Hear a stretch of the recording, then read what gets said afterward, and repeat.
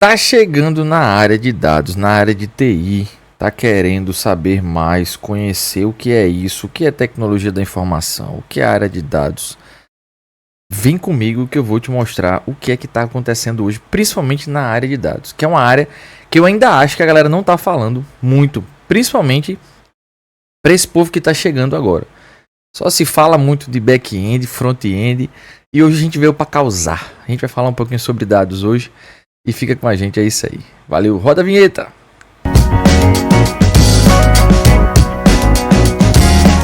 Fala pessoalzeira, sejam muito bem-vindos, sejam muito bem-vindas aqui ao nosso canal. Se você ainda não está inscrito no nosso canal, então se inscreve no canal, tá aqui ó, Nerd Data Lab. Instagram, tá tudo aqui em cima, ó. Essa partezinha de cima aqui você pode ver, tem o meu Instagram também, tem o Instagram do Nerd Data Lab, enfim. A gente vai ter muita coisa legal para esse ano. A gente tem muita novidade, tanto para as aulas online quanto para as aulas presenciais. Oxe, aula online, aula presencial, isso. O Nerd Data Lab é um laboratório, se você não sabe ainda. O Nerd Data Lab é um laboratório, é um espaço onde a gente faz aulas aqui. Fala sobre tecnologia, sobre aulas na área de dados. Para você que está entrando, sobre Git, sobre... algumas novidades do mercado, as principais novidades do mercado também, a gente está trazendo muita coisa aqui. A gente tem uma plataforma de cursos online, né? Então você pode acessar o nosso site rapidinho. Só abrir aqui, ó. Bota aqui Nerd Data Lab, ó. Você acessa aqui, ó, o nosso site do Nerd Data Lab. Lá no site tem todas essas informações. Tem aqui os nossos cursos presenciais e online também. Você pode vir aqui. Tem mais cursos sendo gravado. Então a gente vai estar começando a gravar mais conteúdos também esses próximos dias, tá bom? Então é isso. Fica com a gente. E agora a gente vai falar sobre um negócio bem massa. Que é... Teve dúvida? Manda mensagem também, tem um e-mail, enfim, vou deixar todos esses links na descrição do vídeo, tá bom? Então você pode ficar à vontade aí pra falar, beleza? Mandar mensagem e tal, tá certo? Então deixa eu abrir aqui. A gente tem a nossa... Sim, esse aqui é basicamente um podcastzinho. Eu vou apresentar algumas coisas hoje. Então se você quiser ir tomar seu café, lavar sua louça, varrer sua casa e ficar só me ouvindo, então fica à vontade, tá bom? E é isso. Deixa eu só tirar um aqui e colocar esse outro aqui.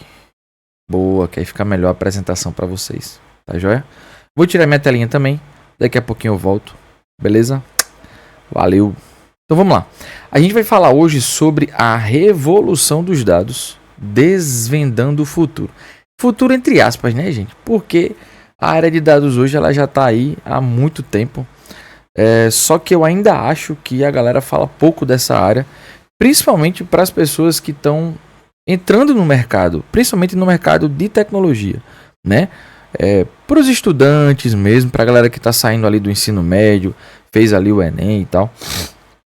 Para a galera que quer fazer migração de carreira, né? Porque eu digo, lógico, mas eu gerei um pouco de burburinho ali no começo do vídeo, mas faz todo sentido. Por quê? Porque, lógico, áreas como back-end, front-end, full stack, desenvolvimento web, são áreas que, assim, tipo, como eu posso dizer, existem desde que o mundo é mundo, né? Então a tecnologia ela foi baseada nessas áreas, né? A galera que mexe com back-end, então vai mexer ali com Java, com PHP, com Python. A galera que mexe com front-end vai mexer com HTML, CSS, vai mexer com Angular, React, enfim. Com certeza são tecnologias que há muitos e muitos anos já permeiam e são a base hoje da área de tecnologia. Isso aí a gente não tem o que discutir, né? Mas e a área de dados até alguns anos atrás, aí se eu for colocar ali 20 anos atrás mais ou menos,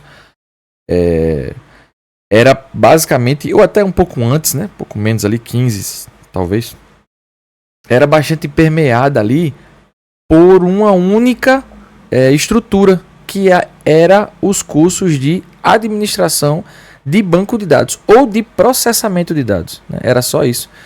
Que com o passar do tempo, né, depois que você se formava ali e tal, existia a questão do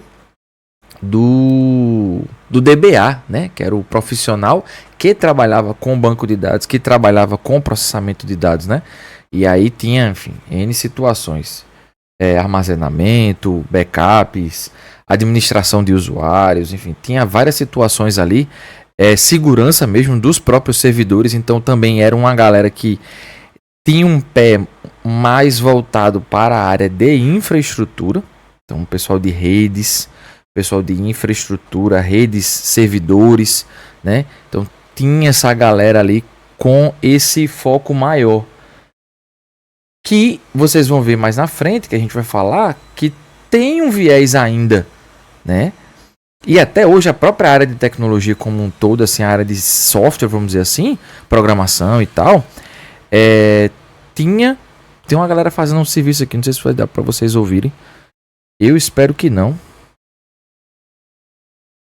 A princípio, acho que não vai dar, não. Beleza. Mas tinha esse pessoal, tinha essa galera tomando conta da parte de infraestrutura, e que hoje isso começou a migrar para a área de software ali, que é o pessoal de DevOps, né? Que é uma galera que tem mais na veia ali essa parte de infraestrutura e tal. Então tem todo esse conceito ali inicial, tá? Mas hoje a gente, beleza, depois desse tempo, né? Depois do que aconteceu ali, depois de tudo que passou, o que é que... Oxe, deixa eu só dar uma mudada aqui, que ficou tudo preto aqui. Dá uma atualizada. E o que é que mudou no caso, né? O que é que veio de diferente, vamos dizer assim, para a área hoje, né? O que é que mudou? O que é que teve de diferente? Então, a gente dando um passo para trás ali, vendo como é que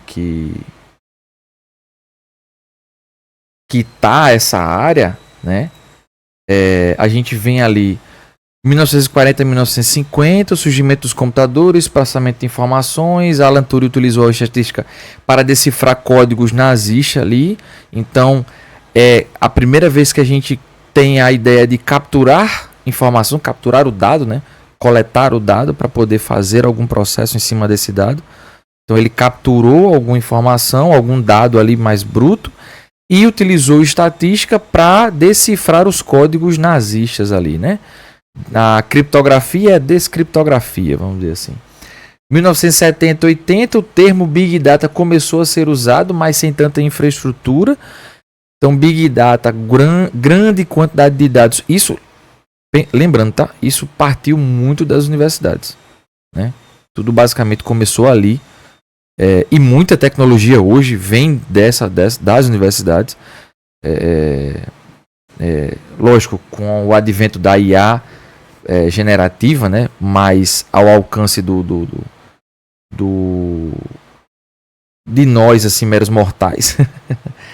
Só que isso já era utilizado nas universidades, né? Bem antes de ser passado aqui pra gente. Então, em 1990, a internet aumentou a quantidade de dados drasticamente. Google e Amazon investiram em algoritmos, né? Para justamente fazer aqueles envios de informações que a gente recebe hoje no e-mail só por estar navegando na internet. Acessei um site, eu vi ali um teclado mecânico, sei lá, eu vi um fone que eu achei muito bonito e de repente eu começo a receber alguns e-mails ali, algumas notificações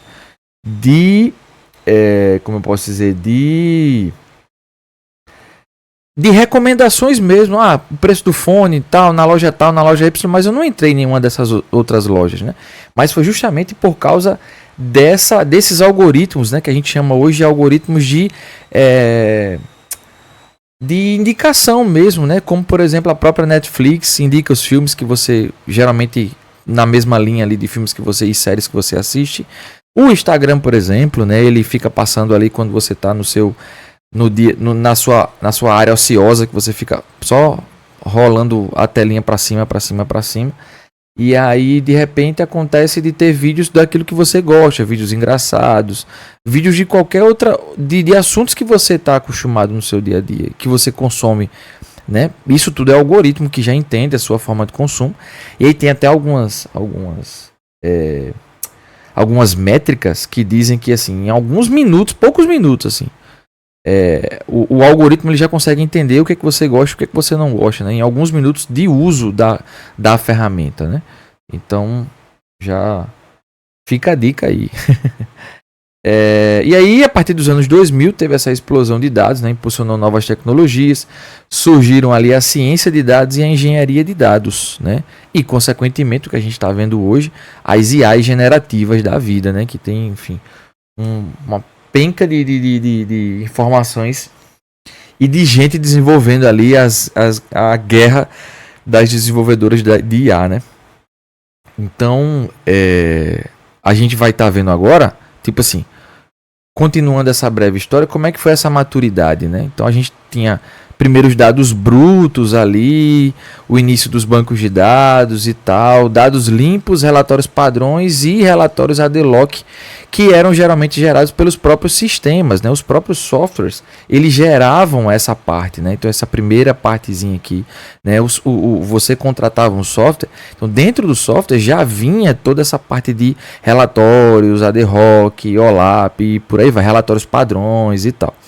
Só que com o tempo, né, começou, e aí o que aconteceu?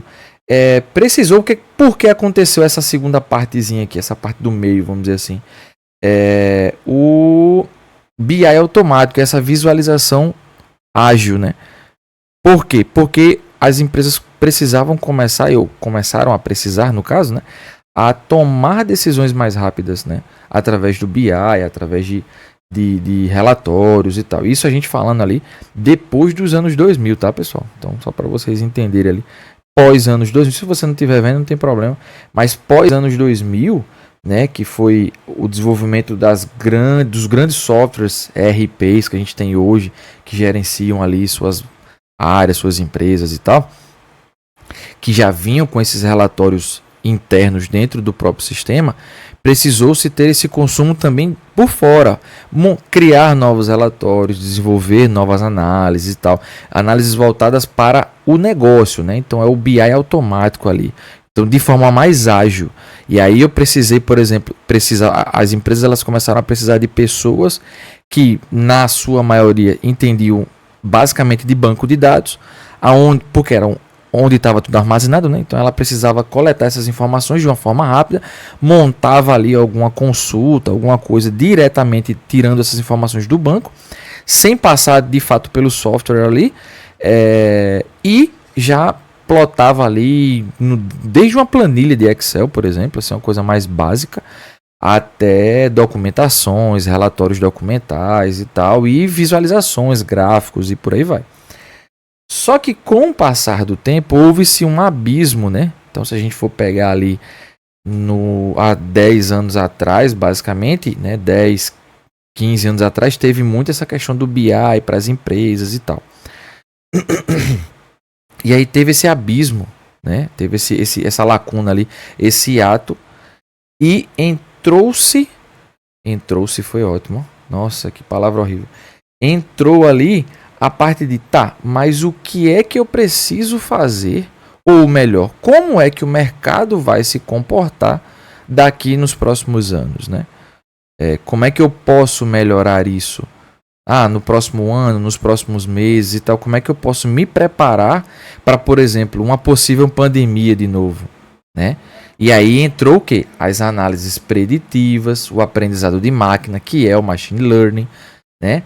As análises prescritivas e os sistemas autônomos, que é justamente o que a gente está vendo hoje, né? As IAs generativas, elas nada mais, nada menos são sistemas autônomos, que com base no que elas foram treinadas, elas geram respostas. Elas não pensam por si só, né? Como nós seres humanos a gente pensa, por exemplo. Não, elas apenas executam atividades e tarefas com base naquilo que elas foram treinadas. E lógico, N outros cálculos e outros modelos que são incluídos nesse treinamento, né, que é o aprendizado federado, o aprendizado de máquina, porque existe o aprendizado federado também, tá? É o aprendizado de máquina. E com base nisso, elas conseguem nos dar respostas, lógico, nem sempre as melhores respostas, mas elas conseguem dar algumas respostas ali com base no treinamento executado, né? E claro, tudo que é feito em sua primeira versão tende a ter uma melhora. Isso é a natureza das coisas, principalmente na área de tecnologia, né? Um dos princípios da nossa área hoje é justamente fazer a iteração daquelas informações. Então eu crio a primeira versão de um software, logo em seguida eu tenho uma outra versão de um software melhorado, mais performático e tal. Isso é bastante natural. Então quando a gente vê hoje no mercado se falando assim, porque a IA tal venceu a IA X, né? Mas isso é meio que natural, pessoal. Por quê? Porque sempre alguém vai olhar para o que foi feito e vai tentar melhorar isso, aplicando outras ideias, aplicando outras metodologias, aplicando outras funcionalidades, né? Então, e nem se preocupe que possivelmente essa IA que agora, vamos dizer assim, está obsoleta, os seus analistas ali, seus desenvolvedores, cientistas e tal, eles estão estudando hoje, com certeza, ferramentas e outras opções para melhorar aquilo, para justamente não ficar para trás, entendeu? Então, assim, acontece muito disso, certo? E isso é natural na área de tecnologia, tá bom? Beleza? Então, uma breve história ali, falando desde o início até quando a gente chega nos dias atuais hoje, com essas IAs generativas. E aí, a gente vai passar ali para saber o que é que está em alta hoje, né? Tá, beleza. Mas depois de tudo isso, o que é que está em alta hoje? Que a gente acabou de falar. IA e Machine Learning, né? Modelos generativos. Exemplo, ChatGPT, DeepSeek, Qwen, que é a nova agora. Ferramentas automatizadas, AutoML, então é tudo. E tem uma mais nova agora. Eu estou gravando esse vídeo agora no mês de março de 2025. E tem uma mais nova agora, que é uma chamada nome, sei lá, alguma coisa assim. Depois eu dou uma pesquisadinha. Deixa eu ver se eu consigo achar ela aqui rapidinho. Normal, eu acho. Não.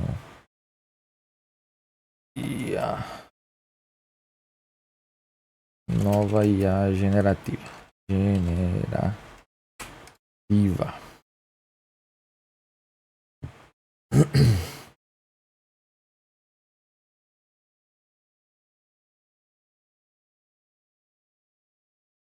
Não tô achando aqui.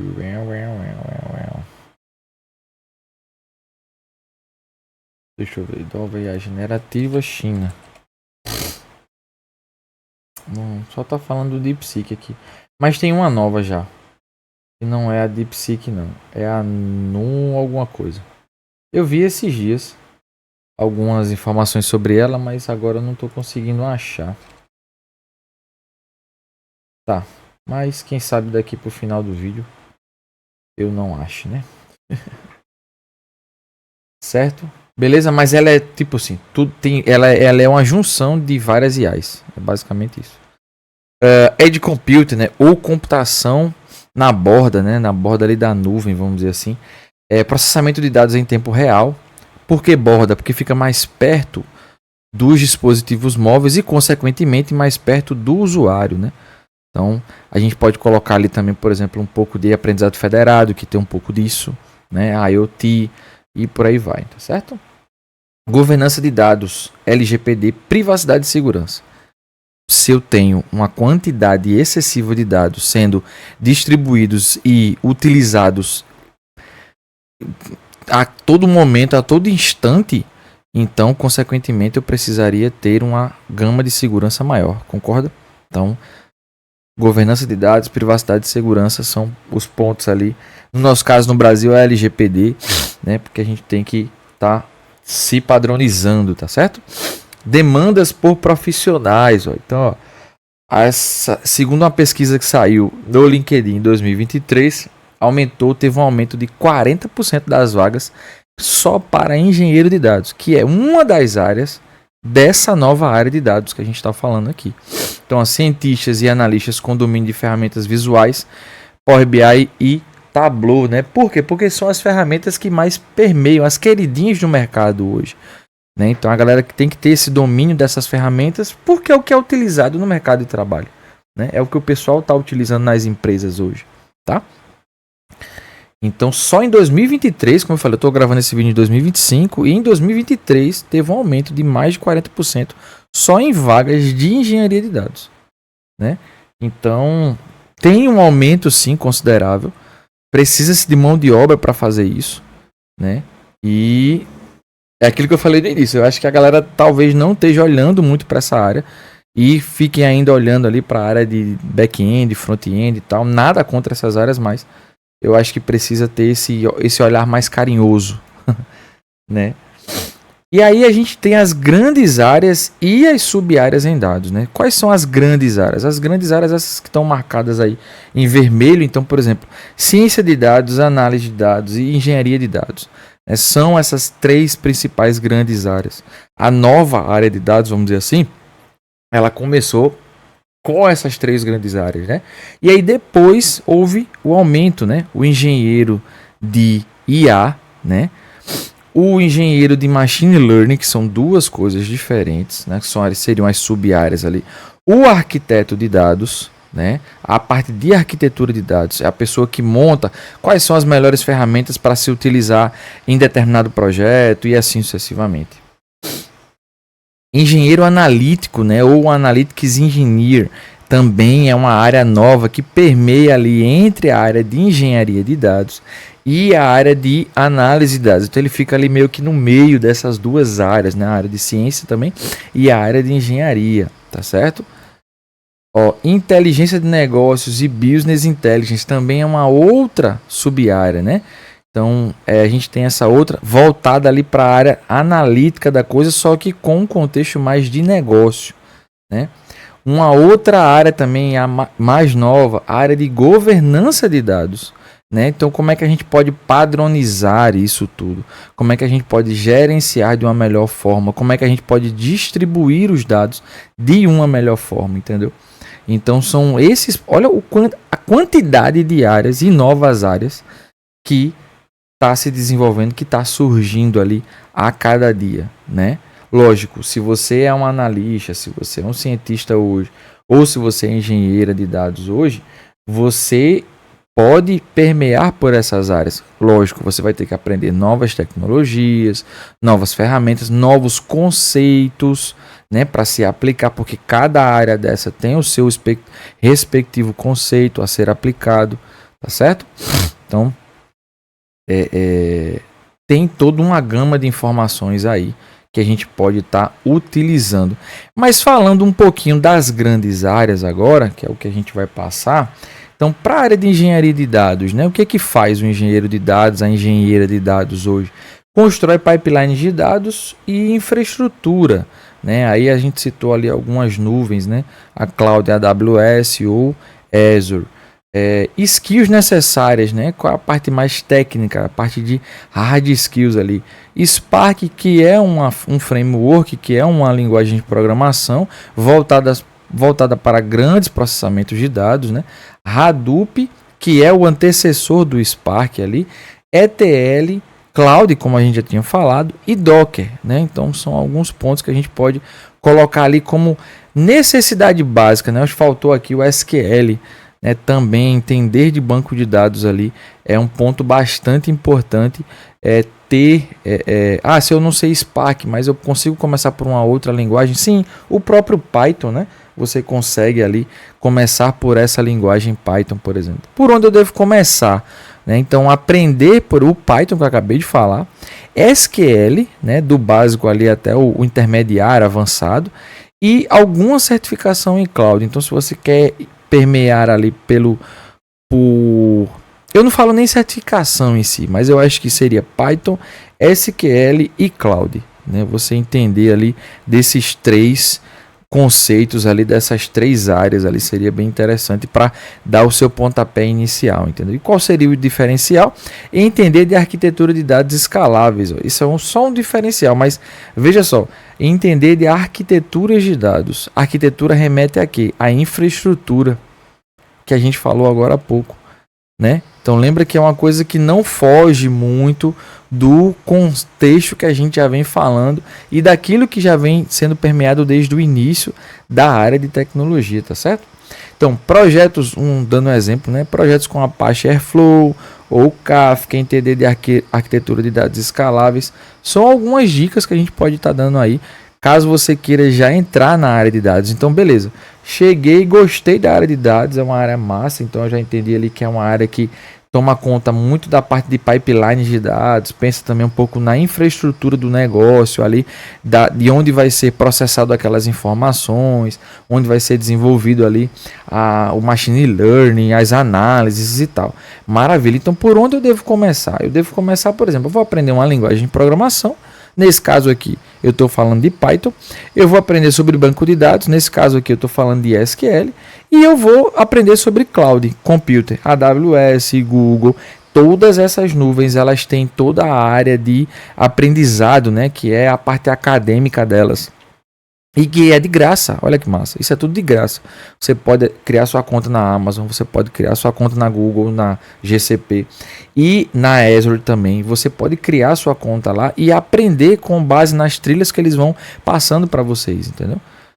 Então assim, é muito interessante e o melhor é que é de graça, você pode aprender isso tudo gratuitamente. Claro, vou precisar tirar uma certificação, aí você vai ter que pagar, né? Tem os vouchers e tal, enfim, você pode ali pesquisar e verificar o que está mais em conta para você fazer. Mas essa seria a base, basicamente, para você poder começar. Tá certo? Beleza, vamos para outra. Então, o que a gente... aqui tem algumas ferramentas. Algumas ferramentas dessa área, né? Então, por exemplo, eu tenho um Docker, eu tenho um banco de dados Trino, tenho um Kubernetes, que é a parte também parecida com o Docker ali. Então, Spark, Git, SQL. Isso são algumas as partes de nuvens também, o próprio Kafka, Python, Terraform, a parte de arquivos, né, de armazenamento do tipo Delta Lake, Parquet, Delta Lake não, do tipo Delta, do tipo Parquet, Iceberg e por aí vai. Mas assim, entenda o seguinte, isso aqui são algumas ferramentas, né? Não é que você tem que aprender tudo logo. Meu Deus, é muita coisa. Calma. Vai por partes, igual o Jack Stripador. Vai devagarzinho que você chega lá, entendeu? Vai aprendendo, começa na base. E aí vai, só daquela informação que eu passei, aqui já tem 3, ó. Python, SQL e as nuvens, ó. Pronto. Já tem aqui.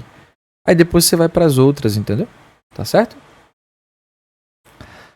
Ciência de dados, né? A área que tá mexendo muito... o mercado de IaaS, né? Então, por exemplo, a atuação, né? Criação de modelos preditivos e algoritmos, exemplos. Sistema de recomendação na Netflix, né? Que eu falei. O próprio Instagram também, que você fica passando lá os videozinhos, ele fica mandando vídeos ali, basicamente daquilo que você gosta e tal. Habilidades, né? Python ou R, que é uma outra linguagem de programação avançado, realmente você precisa, né? Uma base também em estatística. E não necessariamente, pessoal, e aí fica só um ponto que eu acho bem interessante. Não necessariamente você precisa ser um estatístico para ser um cientista de dados. Certo? Você não precisa. Eu não preciso fazer matemática, eu não preciso fazer economia para ver a disciplina de estatística. Não, você não precisa. Ter um mestrado, ter um doutorado, não, você não precisa. Certo? Você pode aprender estatística por fora, fazendo algum curso, indo atrás, buscando, lendo, sabe? Pegando uma disciplina não obrigatória, por exemplo, na sua faculdade de estatística, para você implementar isso na sua área, entendeu? Mas você sim precisa ter essa base de estatística, tá certo? Machine Learning, que é o aprendizado de máquina, né? Que é utilizado na área de inteligência artificial, tá certo? Pandas, que são frameworks da linguagem de programação Python, né? Pandas e TensorFlow. TensorFlow é uma Outra área também onde você consegue fazer machine learning, consegue fazer o aprendizado federado, né, de máquina e tal, que seria o federate learning. Então, assim, são esses pontos que você precisaria ter, né? Mas por onde é que eu começo, né? Então aqui a gente colocou uma especialização em machine learning, mas não necessariamente precisaria de uma especialização.